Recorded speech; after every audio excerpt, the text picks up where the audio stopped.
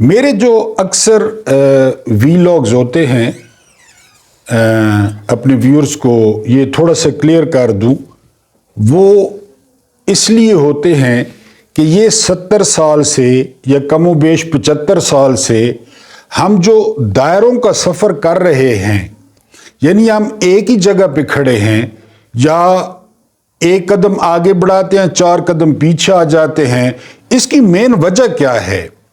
یعنی میرے زیادہ تر ویلاگز کا مطلب یا مقصد یہ ہوتا ہے کہ کچھ نہ کچھ جو ہے وہ حل بتایا جائے نوجوانوں کو یا اپنی بہنوں کو، بیٹیوں کو، ماؤں کو، کہ یہ اس کا حل ہو سکتا ہے۔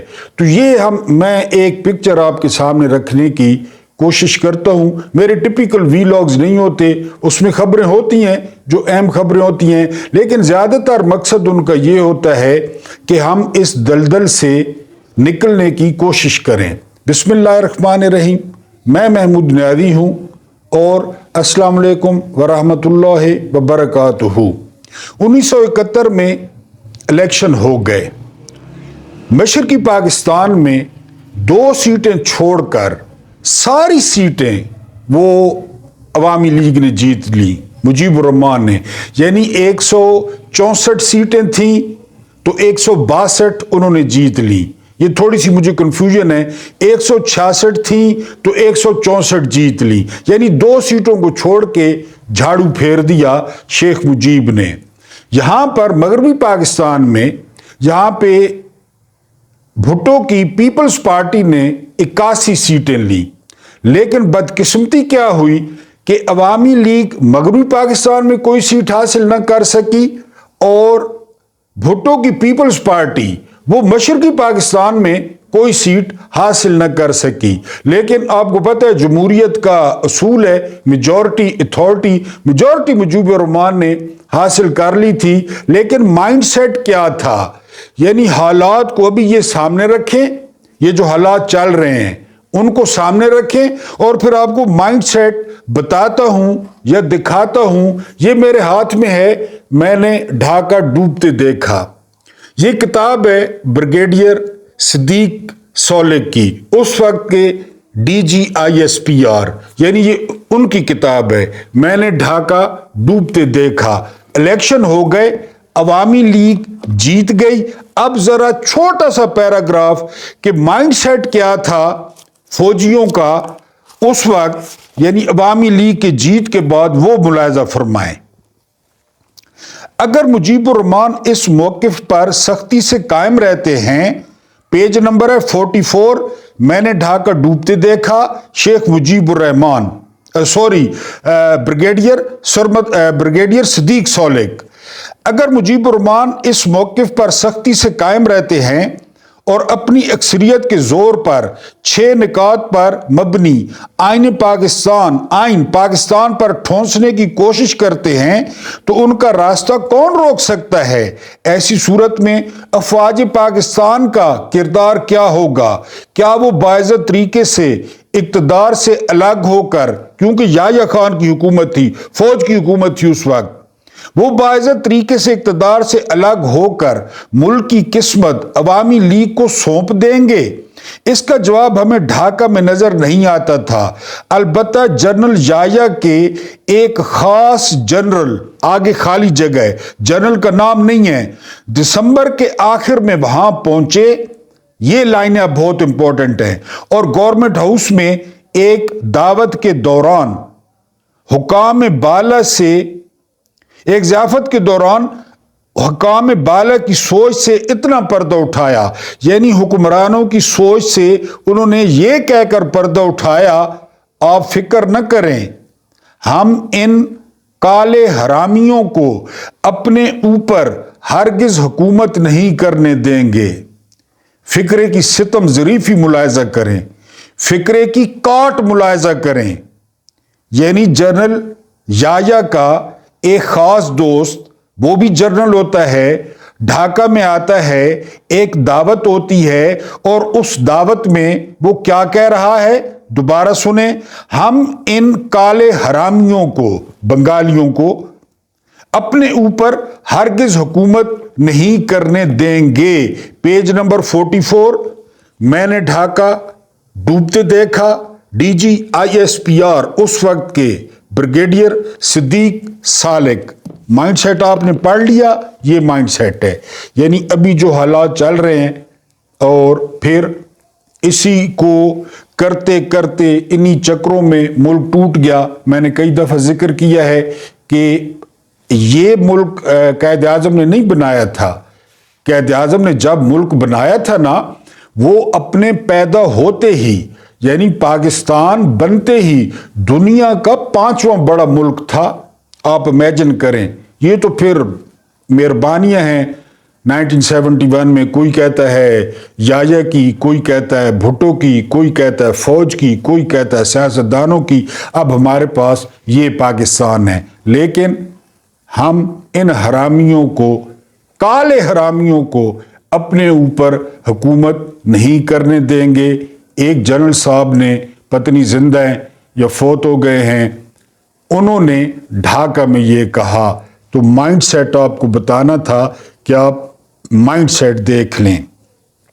عمران خان جلسوں میں اکثر کہا کرتے تھے، بہت زیادہ وہ یہ بات کہتے تھے، اور میرے جیسے بندے نا وہ اس کو ٹونٹ سمجھتے تھے، طنز سمجھتے تھے، لطیفہ سمجھتے تھے۔ وہ بات کیا تھی؟ وہ بات یہ تھی کہ نواز شریف ہمیشہ امپائرز کو اپنے ساتھ ملا کر کھیلتا ہے۔ اس بات کی تصدیق حامد میر نے یوں کی ہے کہ لاہور جم خانہ میں جب نواز شریف کرکٹ کھیلتے، کرکٹ کا ان کو شوق تھا، تو جو کمشنر ہوتا تھا وہ امپائر ہوتا تھا اور نواز شریف کو وہ آؤٹ نہیں دیتا تھا۔ تو خان صاحب جب سے سیاست میں آئے وہ یہ بات کہتے تھے، لیکن اب روز بروز اس بات پر مہر لگ رہی ہے کہ ابھی یہ حال ہے، ابھی نواز شریف کا یہ حال ہے، گھیسیاں، معافیاں، سجدے اور پالتو ہونا، لاڈلا ہونا۔ تو آج سے 30-35 سال پہلے یہ کس قسم کی خوشامد کرتا ہوگا؟ اور ایک رائٹر نے لکھا ہے کہ جنرل جیلانی اس کو کہتا تھا، نواز باہر سے یہ چیز لے آؤ، باہر چائے کہہ آؤ۔ جنرل تھا، لیفٹیننٹ جنرل تھا جیلانی، غلام جیلانی خان۔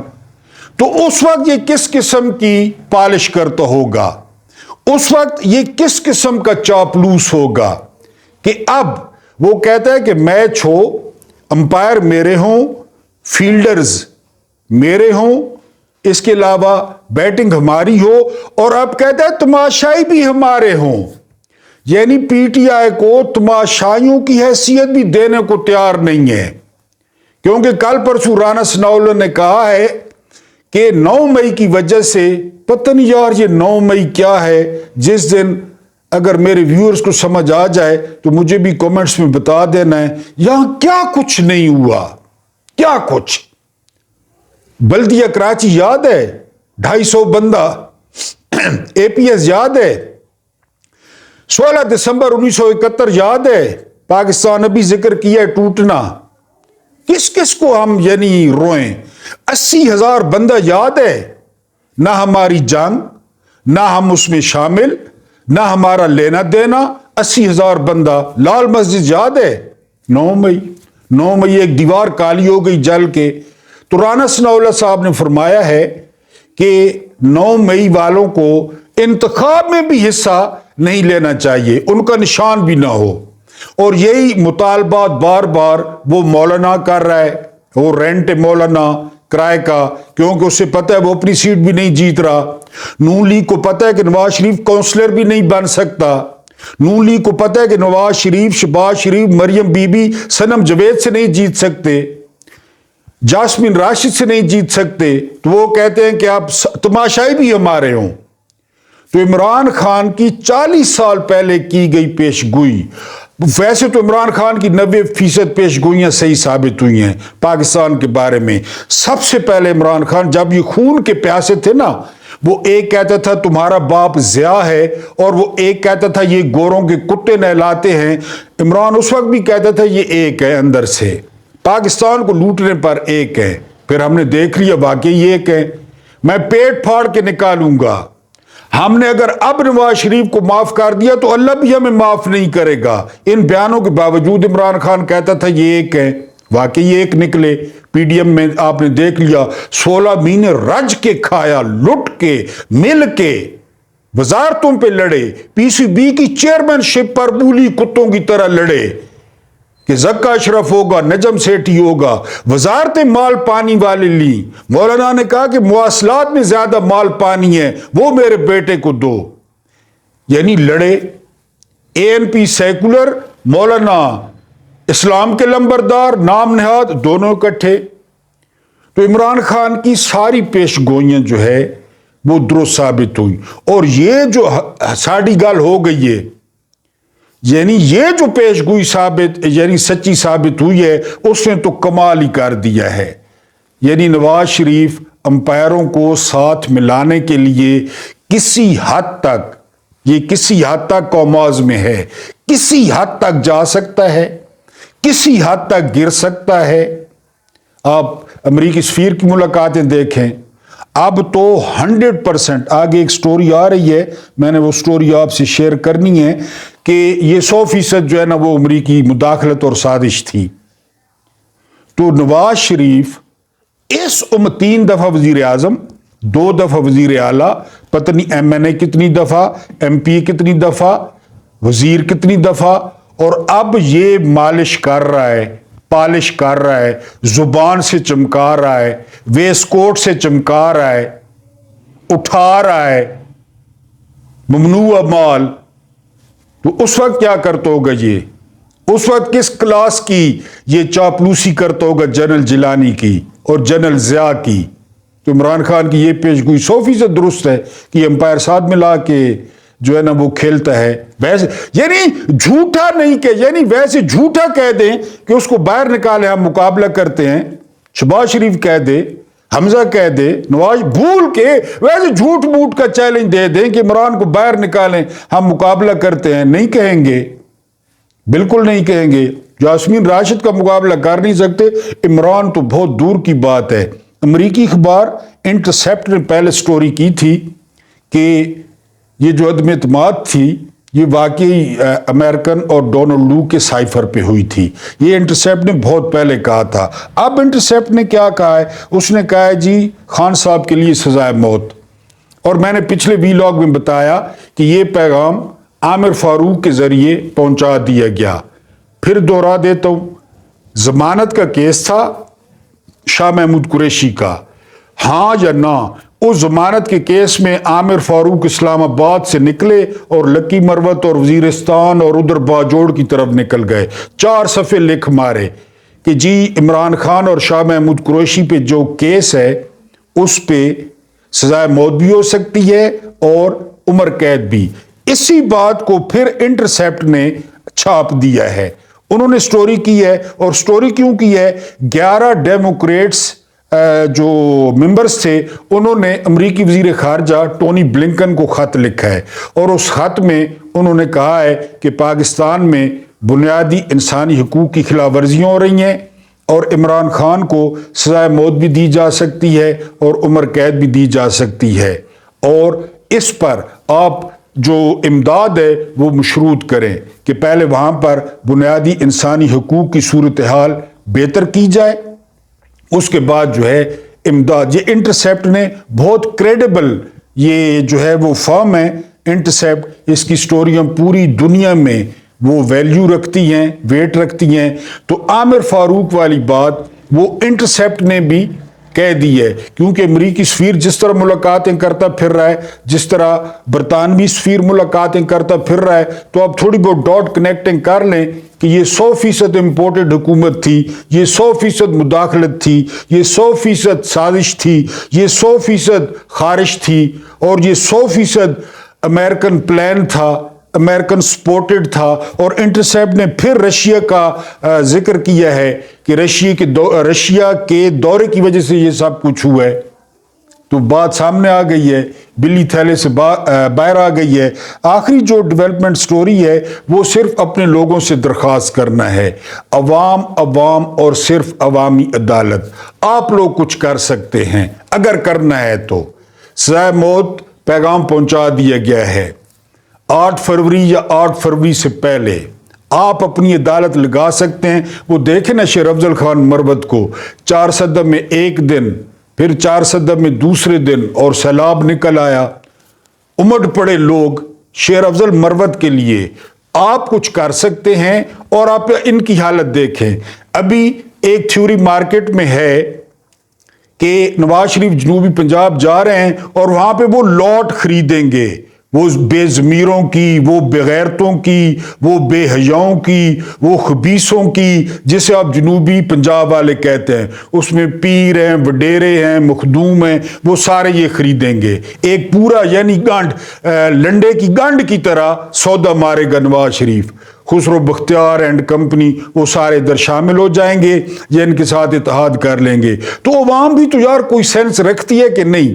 میں نے بتایا آپ کو کہ 50 سے 60 یہ خبیث لوگ، یہ بے ضمیر لوگ، یہ بے حیا لوگ اس سسٹم میں موجود ہیں، اور چودھری نظام الدین ان 50-60 کو ادھر سیاسی حلالہ کروا کے شامل کروا دیتا ہے، ادھر سیاسی حلالہ کروا کے شامل کروا دیتا ہے، حکومت بنا دیتا ہے، حکومت گرا دیتا ہے، عدم اعتماد پیش کر دیتا ہے، سندھ ہاؤس سجا لیتا ہے، سندھ ہاؤس میں شرابیں پہنچتی ہیں، سندھ ہاؤس میں مساجر لڑکیاں پہنچتی ہیں، سندھ ہاؤس میں نئے نوٹوں کی بوریاں پہنچتی ہیں، اور ایک منتخب اور جائز حکومت گھر چلی جاتی ہے، اور ایک وزیر اعظم بے چارگی کی تصویر بنا ہاتھ میں ڈائری اٹھا کر وہ وزیر اعظم ہاؤس سے نکل آتا ہے۔ یہ اگر آپ 50-60 لوگوں کو شیشہ دکھا دیں، آئینہ دکھا دیں، ان کو پتھر ماریں جب یہ ووٹ مانگنے آئے، چاہے کوئی مخدوم ہو، چاہے کوئی پیر ہو، سارا فراڈ ہے، ساری گدیاں فراڈ ہیں، خدا کی مرضی کے بغیر ایک پتہ نہیں ہلتا۔ آپ ان کے درباروں پہ پڑے ہیں، آپ ان کے دروں پہ پڑے ہیں، بالکل نہیں۔ ان کو آپ آئینہ دکھا دیں جنہیں آپ الیکٹیبلز کہتے ہیں، کیونکہ نواز شریف آج کل میں نے کہا ہے نا کہ وہ نکلا ہوا ہے شاپنگ پہ۔ جو سیاسی کچرا ہے، جو بے ضمیر ہے، جو بے غیرت ہے، جو خبیث ہے، جس کو عزت والا اپنی عزت کا کوئی پاس نہیں، وہ نواز شریف کی ٹوکری میں بیٹھے گا۔ کیونکہ بیانیہ کیا بنایا جا رہا ہے کہ نواز شریف کو اگلا وزیر اعظم بنانا ہے۔ ان کے باپ کا راج ہے، ان کے باپ کا ملک ہے، ملک ان کی ماں جہیز میں لائی تھی کہ نواز شریف کو وزیر اعظم بنانا ہے۔ آپ لوگ کدھر ہیں؟ 25 کروڑ کدھر ہیں؟ وہ 60% جوان کدھر ہیں کہ جی یہ اس کو وزیر اعظم بنائیں گے؟ تو خدا را آپ بھی تو کچھ کریں نا۔ مجھے دیکھیں، میں 2% کا بندہ ہوں، روزانہ بولتا ہوں، حالانکہ ویورشپ بھی کم ہے۔ آپ لوگ کم از کم اس کو تو پذیرائی بخش سکتے ہیں۔ آپ تو ڈر کی وجہ سے یہ بھی نہیں سنتے، اس کو بھی پذیرائی نہیں بخشتے، اس کو بھی شیئر نہیں کرتے۔ پھانسی تو مجھے لگے گی نا، مجھے، آپ کو تو نہیں لگے گی، سننے والوں کو پھانسی تو مجھے لگے گی اگر لگی تو، اور میں تیار ہوں، لگ جائے، خیر ہے، آپ کو تو نہیں لگے گی۔ لیکن عوام وہ جس طرح میں نے کہا رضائیوں میں بیٹھ گئے، فیس بک پہ انقلاب، وہ ایک دوست نے پوسٹ کی فیس بک پہ کہ جمعے والے دن لوگوں کی پوسٹیں دیکھ کر مجھے لگتا ہے کہ دنیا میں سب سے بڑا گناہگار وہ میں ہوں، مجھے بھی اسی طرح لگتا ہے۔ اور فیس بک دیکھ کے میں کہتا ہوں کہ سارے پی ٹی آئی والے انقلابی ہیں سوائے میرے، یہ الٹ دیں گے سارا سسٹم، یہ کر دیں گے، یہ کر دیں گے۔ پی ٹی آئی والے میرا ویلاگ نہیں سنتے، پتنی ڈر کی وجہ سے کہ کیا کئی دوست واٹس ایپ چھوڑ گئے، میں ان کو لنک شیئر کرتا تھا کہ جی ہمیں نہ جو ہے نا وہ کوئی پکڑ لے۔ زندگی یار ایک دفعہ ملتی ہے، اپنی مرضی سے بندہ جی لے۔ ارشد شریف بھی تو آپ کے سامنے ہے نا، عمران ریاض بھی آپ کے سامنے ہے، صابر شاکر بھی آپ کے سامنے ہے، ڈاکٹر امید پیرزادہ بھی آپ کے سامنے ہے۔ تو اس لیے ایک تو مہربانی کریں، ابھی سے کمپین شروع کر دیں، لوگوں کو بتائیں، لوگوں کو آگہی دیں، لوگوں کو شعور دیں، اور تھوڑا بہت میرے ساتھ بھی تعاون کریں، مجھے بھی ویورشپ دیں، میرے بھی جو ہے نا وہ ویلاگز کو شیئر کریں اور زیادہ سے زیادہ لوگوں تک پہنچائیں۔ اس کو ویڈیو کو لائک بھی کریں اور سبسکرائب بھی کریں۔ روزانہ درخواست کرتا ہوں اپنے بیرونی ملک پاکستانی بہنوں، بھائیوں اور بیٹیوں اور ماؤں سے، اور اسی طرح پاکستانی سب جو یہاں پہ ہیں کہ وہ ویورشپ دیں، سبسکرائب کریں اور پیغام کو زیادہ سے زیادہ پہنچائیں۔ اور آخری بات، عوام عوام اور صرف عوام اور عوامی عدالت۔ مجھے برداشت کرنے کا حسب معمول بہت بہت شکریہ۔